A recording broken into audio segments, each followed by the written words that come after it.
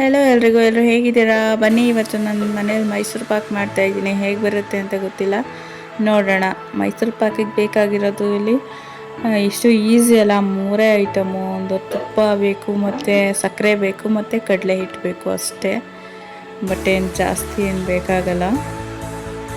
ಇಲ್ಲಿ 2 ಕಪ್ಪು ತುಪ್ಪ ಹಾಕಬೇಕಾಗಿತ್ತು. ಬಟ್ ತುಪ್ಪ ಸ್ಮೆಲ್ ಅಂದರೆ ತಿನ್ನೋದಕ್ಕೆ ನಮ್ಗೆ ಅಷ್ಟೊಂದು ಇಷ್ಟ ಆಗಲ್ಲ ಜಾಸ್ತಿ, ಮತ್ತು ಹೋಗೋದು ಇಲ್ಲ ತಿನ್ನೋಕ್ಕೆ. ಅದಕ್ಕೋಸ್ಕರ 1 ಕಪ್ಪು ತುಪ್ಪ, 1 ಕಪ್ ಆಯಿಲ್ ಹಾಕ್ಕೊತಾ ಇದ್ದೀನಿ. ಮತ್ತು ಅದೇ ಕಪ್ಪಲ್ಲಿ 2 ಕಪ್ಪು ಸಕ್ಕರೆ, 2 ಕಪ್ ಸಕ್ಕರೆಗೆ 1 ಕಪ್ಪು ನೀರು ಹಾಕ್ತಾಯಿದ್ದೀನಿ. ನನಗೇನು ಅಡುಗೆ ಮಾಡೋದಕ್ಕೆ ಬರಲ್ಲ. ನನಗೂ ಯಾರ ಹತ್ರನಾದ್ರೂ ಕೇಳ್ಕೊಂಡೆ ಅಡುಗೆ ಮಾಡೋದು. ಇಲ್ಲಾಂದರೆ ನನಗೆ ಇಷ್ಟ ಆದರೆ ಯಾವುದಾದ್ರೂ ಅಡುಗೆ ಅದನ್ನು ನಾನು ಟ್ರೈ ಮಾಡ್ತೀನಿ ಅಷ್ಟೇ. ಮತ್ತು ತುಂಬ ಜನ ಮಾತಾಡ್ತಾರೆ ಅಡುಗೆ ಮಾಡೋಕ್ಕೆ ಬರದೇ ಇದ್ದರೂ ಅಡುಗೆ ಮಾಡ್ತಾಳೆ ಅಂತ. ಸೊ ನಾನು ಏನಾದರೂ ಹೊಸದಾಗಿ ಟ್ರೈ ಮಾಡ್ತಾ ಇರಬೇಕು, ಆವಾಗಲೇ ಕಲ್ತ್ಕೊಳ್ಳೋಕ್ಕಾಗೋದು ಅಂತ ಹೊಸದಾಗಿ ಟ್ರೈ ಮಾಡ್ತಾ ಇರ್ತೀನಿ ಅಷ್ಟೇ.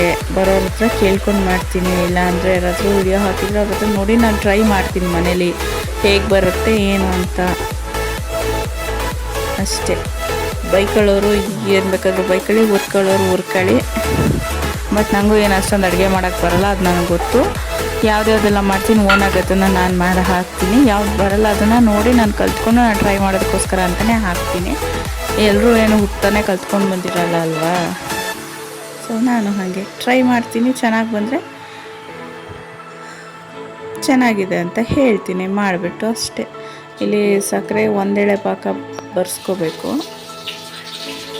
ಟ್ರೈ ಮಾಡ್ತಾಯಿದ್ದೀನಿ. ನನ್ನ ಗಂಡ ಇವತ್ತು ನನ್ನ ಬುಸ್ಕೊಂಡಿದ್ದಾನೆ, ಅದಕ್ಕೆ ಮಾತಾಡ್ತಾಯಿಲ್ಲ. ಮೌನ ವ್ರತ ಆಚರಿಸ್ತಾ ಇದ್ದಾನೆ. ಏನು ಮಾಡೋಣ, ಊಟ ಹಾಕ್ಕೊಡು ಅಂತ ಹೇಳ್ಬಿಟ್ಟು ಹೋದ. ಅದಕ್ಕೆ ಸಾಂಬಾರು ಬಿಸಿ ಮಾಡ್ತಾಯಿದ್ದೀನಿ. ಅಷ್ಟರಲ್ಲಿ 1 ಎಳೆ ಪಾಕ ಬಂದಿದೆ. ಇವಾಗ ಕಡಲೆ ಹಿಟ್ಟು ಹಾಕ್ಕೊಂಡು ಮಿಕ್ಸ್ ಮಾಡ್ಕೊಳ್ಳೋಣ. ಅದಕ್ಕೆ ಕಡಲೆ ಹಿಟ್ಟನ್ನು ಒಂದ್ರಿ ಇಟ್ಕೊಂಡಿಲ್ಲ ಅಂದರೆ ಗಂಟಿದ್ರೆ ಅದು ಗಂಟು ಹಾಗೆ ಇರುತ್ತೆ. ಅದಕ್ಕೋಸ್ಕರ ಒಂದ್ರಿ ಇಟ್ಕೊಂಡಿರಿ ಸೈಡಲ್ಲಿ.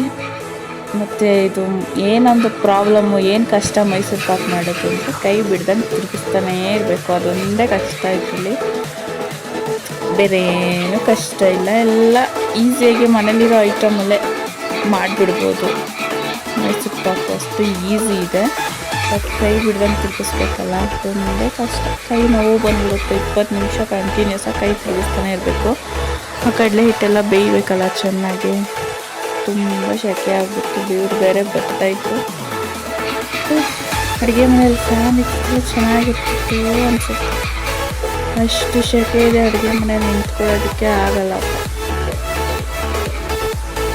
ಈಗ ಸ್ವಲ್ಪನೇ ಎಣ್ಣೆ ಹಾಕ್ಕೊಂಡು ಮಧ್ಯ ತಿರುಗಿಸ್ತಾನೇ ಇದೆ. ಕೈ ಬಿಟ್ಟರೆ ಹೋಯ್ತು ಗೋವಿಂದ. ನಮ್ಮ ಮೈಸೂರು ಪಾಕು ಅಂತಲೇ ಅರ್ಥ.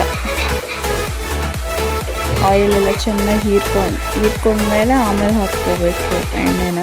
ಅದು ಗೊತ್ತಾಗುತ್ತೆ. ಫುಲ್ಲೆಲ್ಲ ಹೀಟ್ ಮಾಡಿದ್ರೆ ಸೈಡಲ್ಲೆಲ್ಲ ಆಯಿಲ್ ಇರೋಲ್ಲ, ಆವಾಗ ಹೀರ್ಕೊಂಡ್ಬಿಟ್ಟಿರ್ಬೇಕಲ್ಲ. ಆ ಟೈಮಲ್ಲಿ ಸ್ವಲ್ಪ ಹಾಕ್ಕೊಂಡು ಚೆನ್ನಾಗಿ ಮಿಕ್ಸ್ ಮಾಡ್ತಾನೇ ಇರಿ, ಕೈ ಬಿಡ್ದಂಗೆ. ನಿಮಗೇನಾದರೂ ಸಾಫ್ಟಾಗಿರೋ ಮೈಸೂರು ಪಾಕ್ ಬೇಕು ಅಂತ ಹೇಳಿದ್ರೆ ಅದು ಇನ್ನೂ ಈ ಥರ ಸ್ವಲ್ಪ ತೆಳುವಾಗಿದ್ದಾಗಲೇ ನೀವು ಹಾಕ್ಕೊಬಿಡಿ, ಏನೋ ತಟ್ಟೆಗೆ ಹಾಕ್ಕೊಬಿಡಿ. ಆವಾಗ ನಿಮಗೆ ಸಾಫ್ಟಾಗಿರೋ ಮೈಸೂರು ಪಾಕ್ ಬರುತ್ತೆ. ನಾನು ಸ್ವಲ್ಪ ಗಟ್ಟಿ ಮೈಸೂರು ಪಾಕ್ ಬರ್ತಿತ್ತಲ್ಲ, ಆ ಥರ ಮಾಡಿದೆ ನಾನು. ಸಾಫ್ಟ್ ಮೈಸೂರು ಪಾಕ್ ಮಾಡಲಿಲ್ಲ, ಯಾಕಂದರೆ ಅದು ಜಾಸ್ತಿ ತಿನ್ನೋದಕ್ಕಾಗಲ್ಲ, ಮುಕ್ಕೊಡ್ದಂಗೆ ಆಗಿಬಿಡುತ್ತೆ ನನಗೆ ಅಂತ. ಅದಕ್ಕೋಸ್ಕರ ನಾನು ಸ್ವಲ್ಪ ಅದು ಡ್ರೈ ಆಗೋದಕ್ಕೆ ಬಿಟ್ಟು ಆಮೇಲೆ ಬೌಲಿಗೆ ಹಾಕ್ಕೊಂಡೆ ನಾನು. ಅದು ಗಟ್ಟಿ ಬರ್ತವೆ. ಗಟ್ಟಿ ಅಂದರೆ ಅಷ್ಟು ಗಟ್ಟಿ ಬರೋಲ್ಲ, ತಿನ್ಬೋದು. ಇವೆಲ್ಲ ತಿಂದಿದ್ದೀರಲ್ವ, ಗೊತ್ತಿರುತ್ತಲ್ಲ ಅಂಗಡಿನಲ್ಲೆಲ್ಲ.